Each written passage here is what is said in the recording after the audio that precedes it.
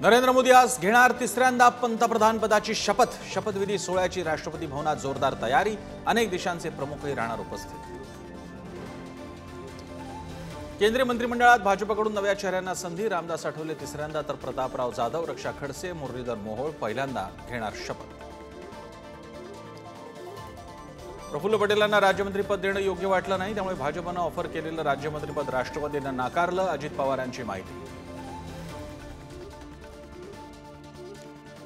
शपथ सोहळ्याआधी नरेंद्र मोदींच्या निवासस्थानी संभाव्य मंत्र्यांची बैठक। मोदींनी नव्या टीमला सांगितला एनडीए सरकारचा अजेंडा। तर शपथविधी सोहळ्यानंतर सर्व खासदारांसाठी नड्डांच्या घरी जेवणाचं आयोजन।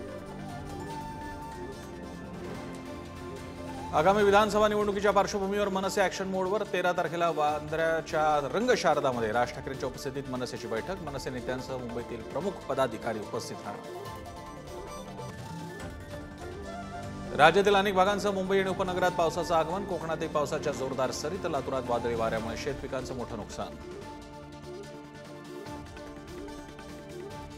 T20 वर्ल्ड कपमध्ये भारत आणि पाकिस्तान संघात सामना रंगणार। न्यूयॉर्कच्या मैदानावर दोन्ही संघ आमने सामने येणार, तर मैदानात वरुण राजा बसण्याची शक्यता।